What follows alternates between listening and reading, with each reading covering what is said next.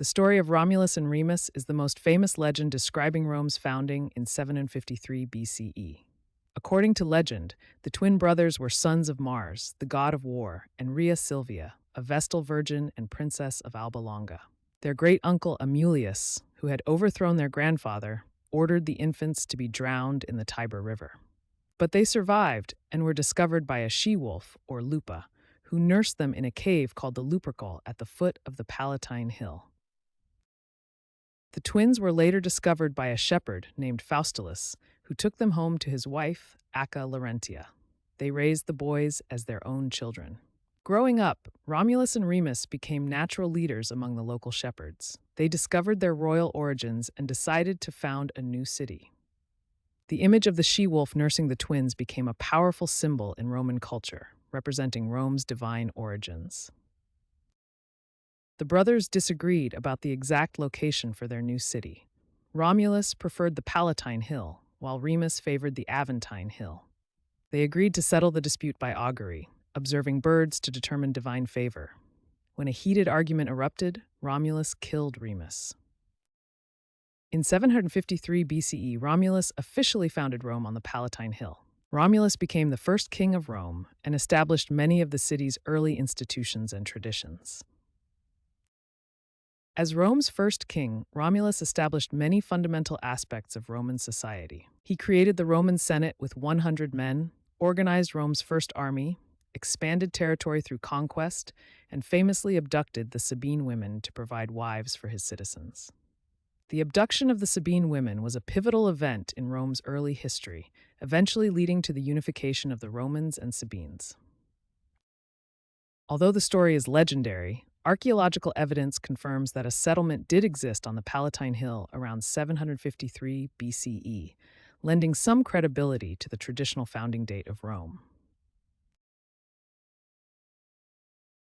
The Roman kingdom was governed by a monarchy with extraordinary powers, concentrated in the hands of the king. The Roman king possessed supreme power across 4 key domains. Executive power gave the king command over the military and government administration. As the chief priest, the king led religious ceremonies and interpreted divine will. The king held legislative authority, creating laws and edicts that governed Roman society. Finally, the king served as the supreme judge, resolving disputes and delivering verdicts. The king's authority was known as imperium, an absolute power that lasted for his entire lifetime. This lifetime appointment meant that the king could not be legally challenged or removed from power. He was above the law and immune from prosecution for his actions. The Roman king exercised complete control over appointments, personally selecting or nominating all government officials. The Roman monarchy was unique among ancient kingdoms, combining political, military, religious, and judicial powers in ways that differed from other civilizations. To summarize, the Roman monarchy featured unprecedented concentration of power, with kings who served for life, were immune from prosecution, and controlled all appointments.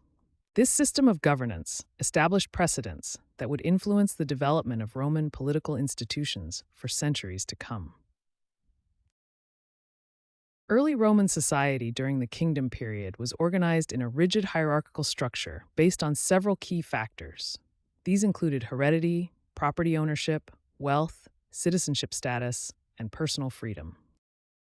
The social structure consisted of distinct classes arranged in a hierarchical pyramid. At the top were the patricians, followed by plebeians, then freedmen, and at the bottom were slaves. Each class had different rights, responsibilities, and opportunities. The 2 main social classes were the patricians and the plebeians. Patricians were wealthy landowners who claimed noble birth and held most political power. They wore distinctive clothing to signify their status. Plebeians were the common people, craftsmen, farmers, and tradesmen, who made up the majority of the population. Citizenship was a crucial aspect of Roman identity. Free Roman men were considered citizens and wore the toga as a symbol of their status. Citizens had important rights, including the right to trial and legal protection. They also had responsibilities such as military service, though only those who could afford armor served in the army. Women in the Roman kingdom were defined by the status of their fathers or husbands. They could not vote or hold political office, but they were responsible for managing household affairs. While they could own property, their legal rights were limited compared to men. Some upper-class women were educated and could exert influence through their families. The family, known as the familia, was the core unit of Roman society. It was led by the paterfamilias, the oldest male who held nearly absolute power over family members. The Roman family often included multiple generations living under one roof, along with slaves and freedmen who were considered part of the household. Family connections determined social standing and created networks of obligation and loyalty. The social structure of the Roman kingdom deeply influenced its political institutions. Patricians dominated early governance, controlling access to priesthoods and political offices. Over time, social tensions between the classes led to significant political changes, as plebeians organized to demand greater rights. This class struggle would eventually transform Roman governance as the kingdom transitioned to a republic. Religion was central to Roman life during the kingdom period, permeating every aspect of society from governance to daily activities.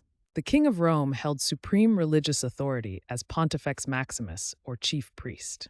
He was responsible for maintaining Rome's relationship with the gods through important ceremonies and rituals. The Vestal Virgins were among the most important religious figures in ancient Rome. These priestesses tended the sacred flame of Vesta, goddess of the hearth, ensuring it never went out. Selected from noble families between ages 6 and 10, they served for 30 years under a strict vow of chastity. Breaking these vows resulted in being buried alive, as their purity was directly linked to Rome's prosperity. Religious practices in the Roman kingdom centered around elaborate rituals designed to win divine favor. Animal sacrifice was one of the most important customs, performed with precise ceremonial procedures. Romans also practiced divination through examining animal entrails and observing bird flight patterns, believing these could reveal the gods' will and predict future events. Religious architecture reflected Rome's devotion to the gods. Temples were constructed on elevated platforms similar to Etruscan designs and housed statues of deities. These sacred spaces followed specific orientations and architectural principles. The placement of altars and the temple's orientation toward cardinal directions were all part of proper religious observance. In the Roman kingdom, religion and governance were inseparable. Major political decisions required religious approval, and wars could not begin without favorable omens from the gods. Religious officials controlled the calendar, determining when assemblies could meet, and religious law formed the foundation of early civil law. This integration ensured that Roman society maintained proper relations with the divine world. The overthrow of the monarchy marked a critical turning point in Roman history. Tarquinius Superbus, whose name means Tarquin the Proud, was the seventh and final king of Rome, ruling from 534 to 509 BCE. His reign was characterized by tyranny. He seized power through violence, ruled without Senate approval, executed or exiled his opponents, and imposed heavy taxes and labor on the Roman people. Under Tarquin's oppressive rule, dissatisfaction grew among Romans. They resented the loss of political freedoms, harsh taxes, violation of traditions, and violence against citizens. The final catalyst came in 509 BCE when Sextus Tarquinius, the king's son, assaulted a noblewoman named Lucretia, who later committed suicide. This event sparked outrage among the Roman nobility. Led by Lucius Junius Brutus and Lucretia's husband Collatinus, Romans rose up in rebellion while Tarquin was away on a military campaign. The rebels successfully banished the royal family from Rome, ending the monarchy that had ruled for nearly 2.5 centuries. In place of the monarchy, the Romans established a republican government designed to prevent the rise of another tyrant. Power was divided between 2 annually elected consuls, the Senate, and various assemblies. This created a system of checks and balances that would last for centuries. The overthrow of the monarchy in 509 BCE marked the beginning of the Roman Republic, which would last for nearly 500 years until the rise of the empire under Augustus. This transition from monarchy to republic represents one of the most significant political transformations in ancient history, laying the foundation for many democratic principles we still value today. The Roman kingdom, despite its relatively short duration, established profound legacies that would shape the subsequent republic and empire. The kingdom established key political foundations, including the Senate, which would become the cornerstone of Roman governance for centuries. The legal foundations laid during the kingdom period established principles that would evolve into Roman civil law, one of Rome's most enduring legacies to modern civilization. The social hierarchies established during the kingdom era persisted throughout Roman history. The distinctions between patricians and plebeians originated in this period. The kingdom's early expansion strategies provided a blueprint for the massive territorial growth that would eventually create one of history's largest empires. The Roman kingdom's legacy extends far beyond ancient times, influencing modern governmental systems, legal codes, architecture, and cultural practices across much of the world.